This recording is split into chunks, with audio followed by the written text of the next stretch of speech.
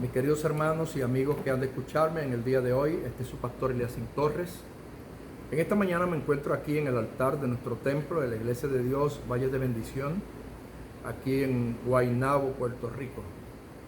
Estamos aquí solamente mi esposa y yo en el templo porque todavía estamos enfrentando la situación de crisis por la que está pasando el mundo entero, pero tenemos la esperanza de que ya pronto los hermanos podrán estar aquí en el templo con nosotros para así poder honrar y bendecir el nombre del Señor.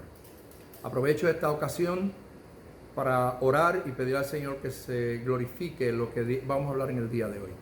Padre, te doy las gracias por permitirme estar aquí en el altar de este templo, para desde aquí convertirme en instrumento para predicar tu palabra. Te pido que me ilumines para que todo aquel que ha de escuchar este mensaje sea edificado hoy en el nombre de Jesús. Amén. Quiero considerar la palabra del Señor y voy a leer la Biblia en el Evangelio según San Mateo, en el capítulo 16, versículo 18. Una palabra muy profunda que dice: la gloria de Dios Padre, Hijo y Espíritu Santo. Y yo también te digo que tú eres Pedro, y sobre esta roca edificaré mi iglesia, y las puertas del Hades no prevalecerán contra ella. Esta maravillosa palabra del Señor quiero poner como tema en la mañana de hoy: una victoria segura. Cuando hablo de victoria, estamos hablando entonces de que enfrentaremos en un momento en nuestra vida situaciones de batallas, de guerras, de lucha, pero que nuestra fe en el Señor nos hace saber que ya hemos ganado. Ganamos por la fe, pero ganamos también por la garantía que nos ha dado el Señor Jesucristo. Todos conocen, los que han leído la Biblia, de que en un momento dado Jesús, reunido con sus discípulos, le pregunta: ¿quiénes dicen los hombres que soy yo?, refiriendo a su persona. Y unos opinaron que era Elías, otros opinaron que era Jeremías, otros algunos de los profetas, o que él era alguno de ellos que había regresado.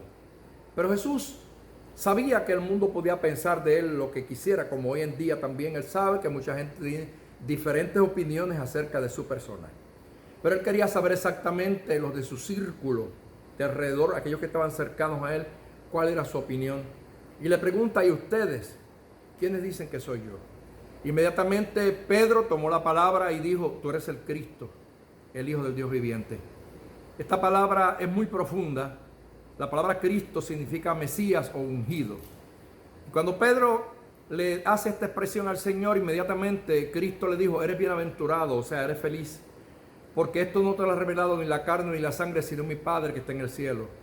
La palabra revelación lo que significa es descorrer el velo. Cristo le está diciendo entonces en ese momento a Pedro: el Padre ha descorrido un velo para que tú veas lo que hay detrás de él, que los demás no se dieron cuenta, pero tú sí te diste cuenta. Muchas veces, como Pedro, tenemos que ser atrevidos y tomar la delantera para nosotros recibir bendiciones. Porque muchas veces las bendiciones de Dios no nos llegan porque estamos esperando en el otro a ver qué el otro dice. No. Yo tengo que saber quién yo soy y cuál es mi relación y mi opinión directamente de mi Señor. Así es que Pedro recibe un halago muy bonito del Señor. Y ahora Cristo, hablando, comienza a decirle: y tú eres Pedro, que significa piedra. Y luego dice: y sobre esta roca. Piedra y roca no es lo mismo, porque una roca es algo mucho más grande, mucho más sólido. Una piedra puede moverse, cambiar de lugar a lugar, pero la roca es inconmovible. Entonces, fíjese bien lo que Jesús le está diciendo: tú eres Pedro porque tú eres firme en tus decisiones, tú eres Pedro porque tú eres duro en tu respuesta, pero ahora está hablando de una roca y dice: y sobre esta roca yo edificaré mi iglesia. No está hablando directamente de la persona de Pedro, porque Pedro no puede ser la base de la iglesia, porque Pedro era un hombre y se murió, como muchos creen y dicen que Pedro era la piedra o que la iglesia le pertenece a él. No, tampoco Pedro fue el primer papa, tampoco, eso no está escrito en la Biblia. Ahora, la palabra es clara y nos hace ver que a esa roca que Jesús se está refiriendo precisamente es a la declaración de que había hecho Pedro. O sea, tú eres el Cristo, el Hijo del Dios viviente. Por lo tanto, la roca inconmovible de los siglos es Jesucristo. La base de la iglesia es Jesucristo. No es Pedro, no es el pastor, no es el gobierno, no es el papa, no es nadie, sino solamente Cristo. Y cualquiera que se llame ser cristiano, si no tiene a Cristo como base de su vida, entonces está sin fundamento. Por lo tanto, nosotros establecemos en el día de hoy claramente nuestra fe que Cristo es el dueño de la iglesia, que es el Señor de la iglesia y que el que ha prometido defender a la iglesia. Así es que, luego que Jesús hace esta declaración, Él dice claramente: las puertas del Hades no prevalecerán contra mi iglesia. Prevalecer es mantenerse en la lucha y ganar la lucha, pero ahora Cristo está diciendo: las puertas del infierno, del Hades, no podrán prevalecer, no podrán ganarle, no podrán tener victoria sobre mi iglesia. Por lo tanto, nosotros que somos cristianos y que pertenecemos a la iglesia del Señor, tenemos una victoria garantizada. Ya Cristo lo dijo. El mismo fundador, la base sólida de la iglesia, nos ha dicho: si ustedes son mi iglesia, si ustedes son míos, ya tienen victoria. Así que damos gloria al Señor por esta victoria que Cristo nos ha asegurado en la fe que tenemos en Él. Ahora fíjense bien, hermanos, desde que la iglesia nace en Jerusalén, porque la iglesia tiene su nacimiento oficialmente allí en el día de Pentecostés, cuando estaban aquellos reunidos en aquel aposento alto y recibieron el Espíritu Santo, nació una iglesia llena de autoridad, una iglesia llena de poder, de manifestaciones de dones del Espíritu Santo. Y ahora Cristo ha garantizado que Él estará con esa iglesia. Pero esa iglesia, desde que comenzó, ha sido perseguida. El hombre, el diablo, ha tratado a través del hombre de destruir la iglesia del Señor, de callarle la boca a la iglesia del Señor. Pero la iglesia del Señor no hay quien la detenga, no hay quien la destruya. Por lo tanto, yo quiero en esta mañana hablarle algunas de las cosas que han sido motivos, o sea, instrumentos de persecución para tratar de destruir la iglesia del Señor. Si nos vamos a la historia bíblica, encontramos primeramente aquellos césares del antaño que persiguieron a los cristianos, aquellos emperadores romanos que se levantaron contra la iglesia, pero ¿sabe qué? Mataban uno y se convertían 100. Mataban 100 y se convertían 1000. No hubo quien detuviera el movimiento de la iglesia. Luego llegó la Inquisición. Los inquisidores trataron de borrar de la faz de la tierra a la iglesia, pero tampoco pudieron, porque los cristianos sobrevivieron a los holocaustos, sobrevivieron a las fieras salvajes, sobrevivieron a las piras de fuego, a las antorchas encendidas que los convertían, y la iglesia prevaleció en el nombre del Señor. Ahora hay un tercer enemigo que ha reinado y que todavía está reinando, y se llama los fariseos. Los fariseos son aquellos que se llaman ser y no lo son. Y esto le llamamos los fariseos de siempre, porque tristemente los inquisidores no pudieron, los césares no pudieron, pero dentro de las filas de la iglesia se han introducido muchas personas que dicen ser y no lo son. Y estos han sido peores enemigos. ¿Por qué razón? Porque han tratado desde adentro de desmoralizar y destruir la iglesia del Señor. Pero ¿sabe? Tenemos una garantía gloriosa. La Biblia es clara. Hay 3 metas que se ha fijado nuestro enemigo. El enemigo se ha fijado una meta que es difamar la iglesia. Llegó un momento en que la historia bíblica llamaban a la iglesia plaga. A los cristianos lo llamaron plaga. Y una plaga es algo que daña, que contamina, que hace daño. Por el contrario, el evangelio no daña. El evangelio que hace es que restituye, que ayuda, que cambia, que moraliza al hombre. Entonces, pero en un momento dado se le llamó plaga. Fíjense, trataron de difamar la iglesia. Han tratado de empobrecerla, de reducirla a nada. Han quemado Biblias por montones, pero miren, mis queridos hermanos, la Biblia ha prevalecido para siempre porque es la palabra del Señor. Y la Biblia es clara, y la Biblia dice claramente que el cielo y la tierra pasarán, pero su palabra no pasará. Se cumplirá tal como está escrito. Fíjense bien, la tercera arma poderosa que han querido usar es sumirla a la confusión. Por eso les dije que estos fariseos, estas personas que se llaman ser iglesia pero que no lo son, han tratado de usar una estrategia que no lograron los césares, que no lograron los inquisidores, pero que ellos dentro del mismo cuerpo de Cristo han querido entonces tratar de confundir al pueblo del Señor. Esto no es de ahora.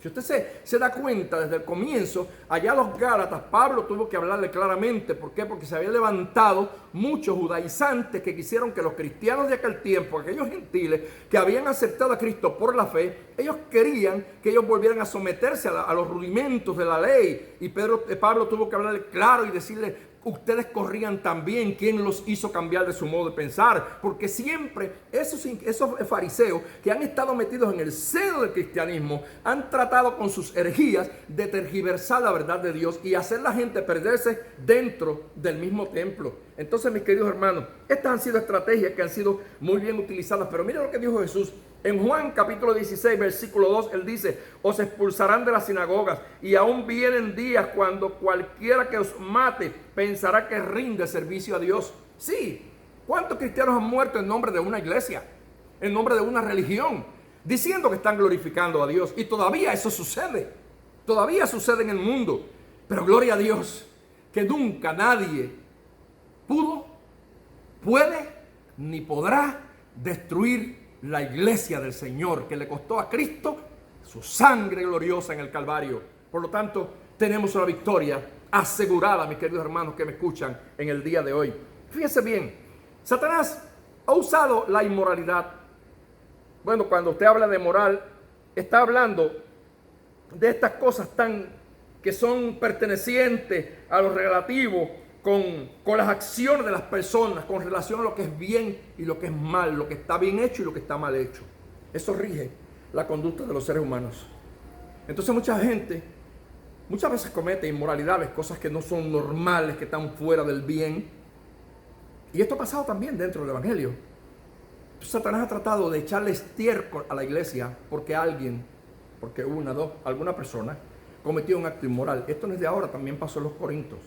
En la iglesia de los Corintios ha pasado en diferentes épocas de la historia de la iglesia en la tierra. Pero sabe, la inmoralidad no ha podido dañar la reputación y testimonio de la verdadera iglesia del Señor. Claro que sí, porque hay mucha gente que está dentro de los templos que viven una doble vida. Pero sabe una cosa, los genuinos Dios siempre los pone aparte. Eso es claro, de eso no tenemos duda. Gloria sea el nombre de mi Señor por siempre. Si es que, fíjense bien, el Evangelio ha crecido en el mundo. Estaba yo leyendo una historia ya bastante pasada, porque se escribió en el siglo pasado, en el siglo XX.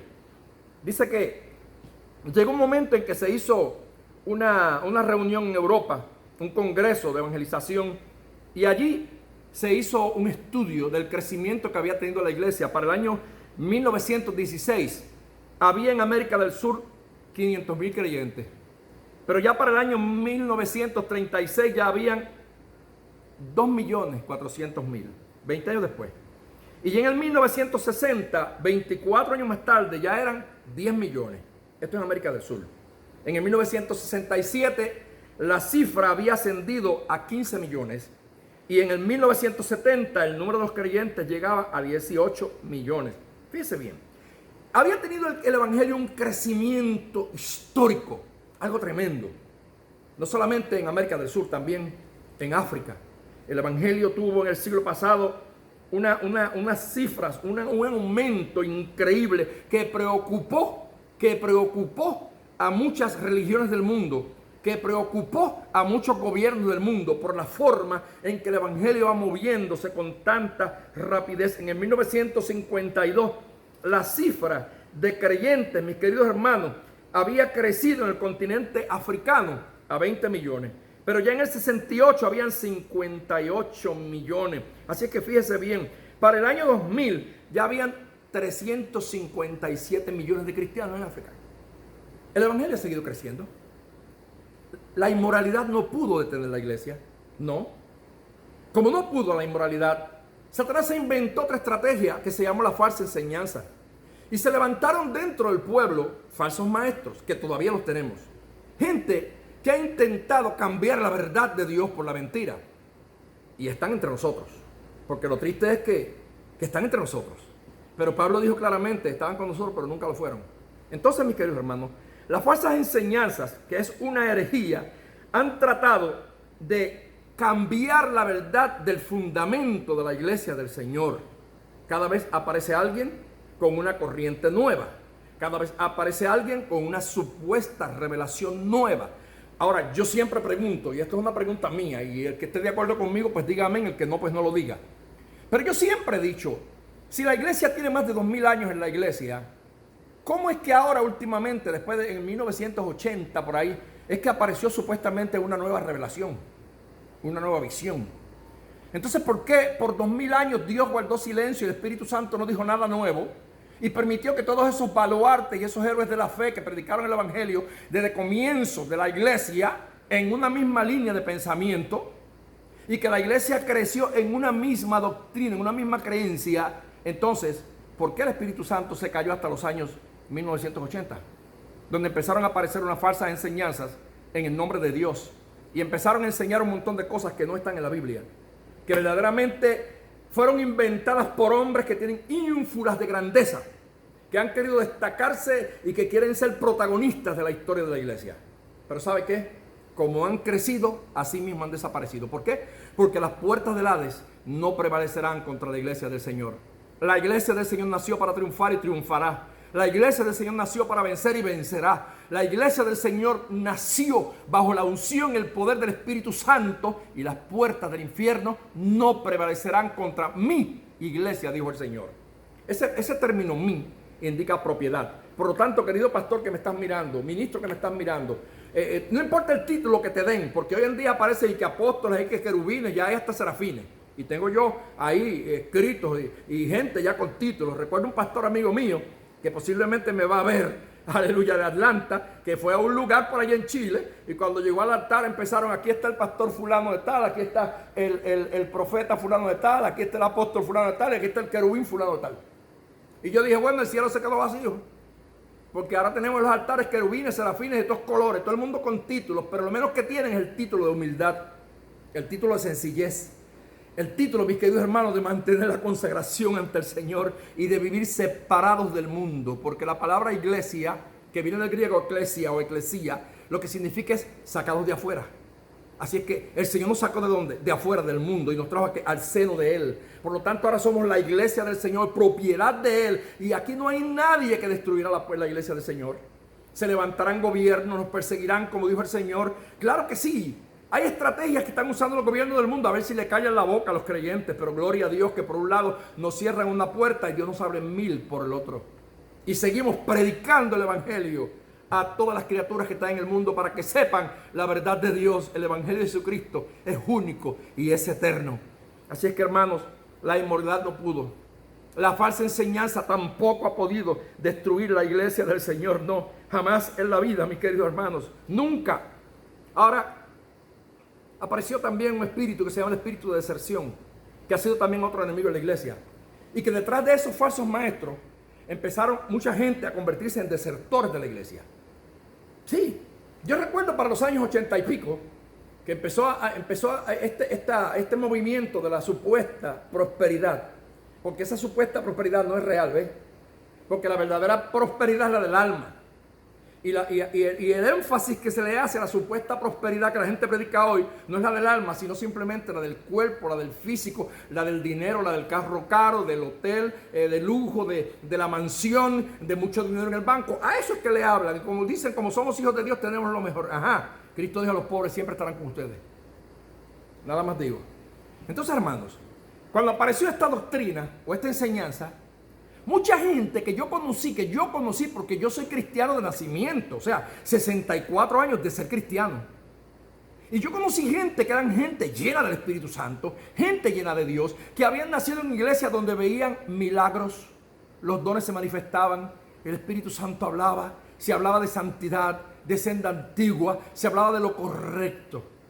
Y luego llegó un momento en que a fin de los 80 yo los encontré en otras congregaciones que fui a predicar, y entonces me decían: no, ahora es que yo conozco la verdad, ahora es que yo conozco la verdad. ¿Pero qué verdad? Porque la única verdad que hay es Jesucristo. La única verdad que hay es la palabra que el Señor nos dio. Así que yo conocí la verdad y la verdad me hizo libre. Y como me hizo libre, ahora yo no soy atado a nadie. No me ata el pastor, no me ata el profeta, no me ata el presidente, no me ata el apóstol, no me ata nadie, porque Cristo me hizo libre. Y ahora yo practico la libertad, no el libertinaje, porque hay una diferencia entre libertad y libertinaje. Así es que yo vivo en libertad. Yo soy libre para glorificar a Dios, para tener un pensamiento de acuerdo a lo que está en la Biblia. Eso es lo que vale. Que yo mantenga con mi mente concentrada en aquellas cosas que están escritas en la Biblia, para yo poder ser partícipe de esa victoria que Cristo aseguró a la iglesia suya. No a la iglesia del Papa, no a la iglesia del pastor, no a la iglesia del profeta, porque hoy en día escuchamos a gente decir: no, yo soy de la iglesia de fulano. Mire, yo no soy de la iglesia de nadie, yo soy de la iglesia de Jesucristo, la que fue comprada con la sangre del Cordero. Porque hoy en día nosotros los cristianos evangélicos tenemos muchos concilios, ¿verdad?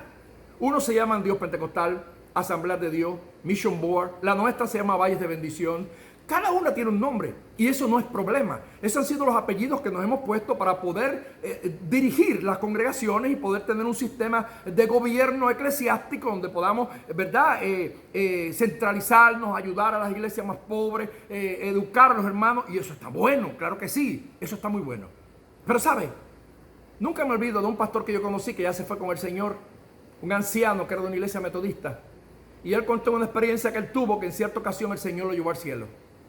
Lo escuché de sus labios. Y él dice que cuando llegó al cielo, él escuchó un cántico, un coro de gente cantando muy bonito. Y cuando él escuchó a esa gente cantando, él dijo: Señor, qué bonito cantan.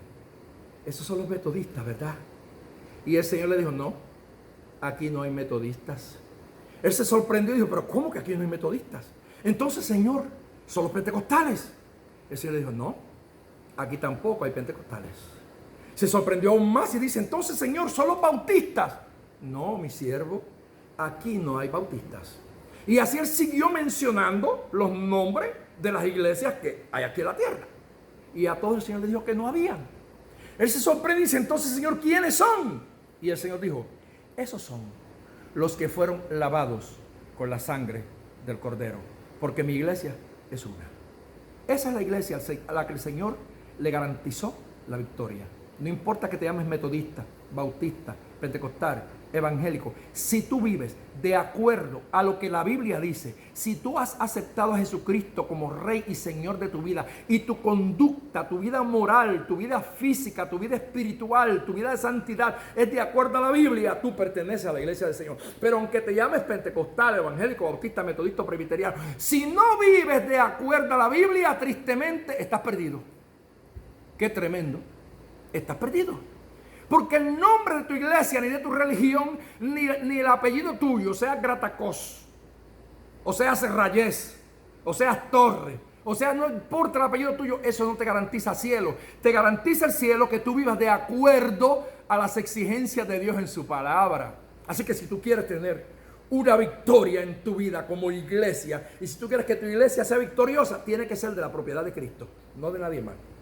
Si estás en una iglesia donde tiene un dueño, donde tiene una persona que él dice: aquí yo soy el que soy, entonces ese está invadiendo el territorio de Jehová, porque lo único que es el que es Dios. Hermanos, la iglesia ha sido perseguida y seguirá siendo perseguida hasta el fin de los siglos. Durante todo el tiempo que estemos en la tierra habrá persecución contra nosotros, pero gloria a Dios que nuestra victoria está garantizada.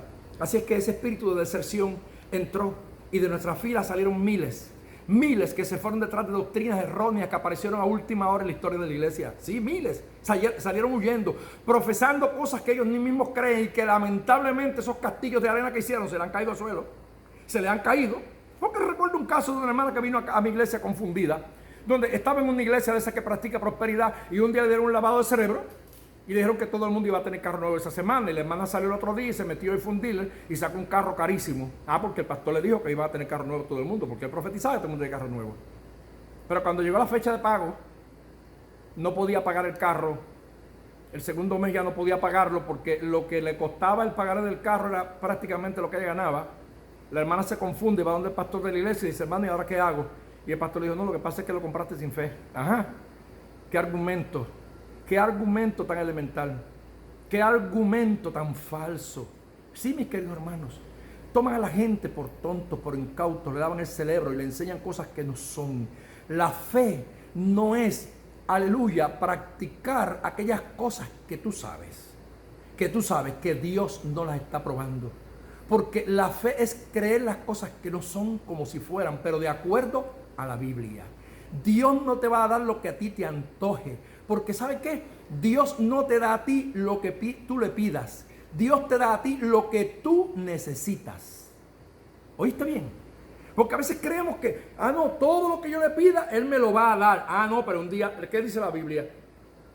Pedís, pero no recibís porque pedís mal. O sea, porque hay mucha gente que pide mal.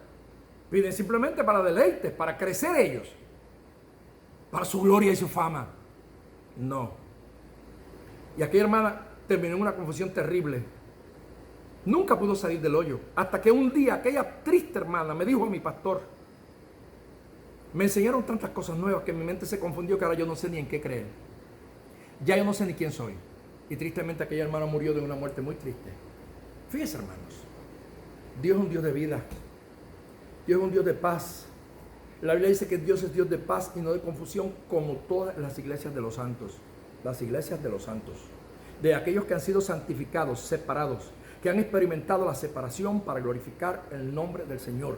No en todas las iglesias Dios está presente. Y cuando hablo de estar presente, no significa la omnipresencia de Él, porque sabemos que Él en su omnipresencia está en todo lugar. Pero estoy hablando de la manifestación de su poder como tal y de la aprobación de tal culto, porque hay cultos donde la gente brinca, danzan, hasta hablan en lengua, sí, profetizan, pero no tienen ninguna aprobación de Dios porque le están haciendo la carne. Sí. Y ha llegado la hora y ahora es en que los verdaderos adoradores adoran al Padre en espíritu y en verdad. Oiga, pastor, usted es un poco duro cuando predica. Sí, así soy. ¿Sabe por qué soy así? Porque no soy un evangélico ni un cristiano de hoy. 64 años que me enseñaron a vivir en las buenas y en las malas. Que he aprendido a conformarme a cualquiera que sea mi situación. Y que vengo de una iglesia que conocí desde que nací, de doctrina, de poder, de manifestación de los dones, de ver a Dios manifestándose y hablando. No de una iglesia metódica, de llevar simplemente un método y se acabó. De un programa que muchas veces el pastor lo hacía y el Espíritu Santo se lo rompía. Hoy en día no se deja hacer eso. No, porque ahora todo está embotellado. Todo está, es tan así que un día un pastor dijo, las hermanas que no vinieron al ensayo del domingo, del martes, no pueden danzar el domingo. Oiga, pero si antes yo me acuerdo que las cristianas danzaban en el Espíritu y no ensayaban. Entonces ahora hay que ensayar para danzar. Oiga, esos son, ¿sabe qué? Coreografía, espectáculo, show, nada más. Pero cuando es auténtico de Dios, la hermana danza y danza para Dios y lo hace en el espíritu. Ni tumba a nadie, ni choca con nadie, porque yo lo he visto. Y glorifica a Dios. Así es que las puertas del infierno no prevalecerán contra la iglesia del Señor. Se han ido muchos, sí, se han ido. Es el espíritu de deserción, que es un enemigo terrible que el diablo ha usado para tratar de destruir a la iglesia. Pero ¿sabe una cosa? Ni pudieron los césares, ni pudieron los inquisidores, ni han podido los fariseos de ayer y de hoy, ni puede la inmoralidad, ni puede, mis queridos hermanos, la falsa enseñanza, ni el espíritu de deserción. Nadie podrá contra la iglesia del Señor, porque la iglesia del Señor tiene una victoria garantizada. Yo no sé a qué iglesia perteneces tú y no me importa, ni me interesa saber el nombre de tu concilio. Lo que me interesa que tú sepas es que te evalúes de acuerdo a la Biblia, a ver si tú estás en la verdadera iglesia, a la que Cristo le prometió la victoria. Porque las puertas del Hades no prevalecerán contra esa iglesia, contra esa. Dios le bendiga, Dios le guarde. Adelante en el nombre del Señor y oro. Padre, glorifícate. Bendice a todo el que ha de verme a través de las redes sociales. Bendice a todo el que ha de escuchar este mensaje.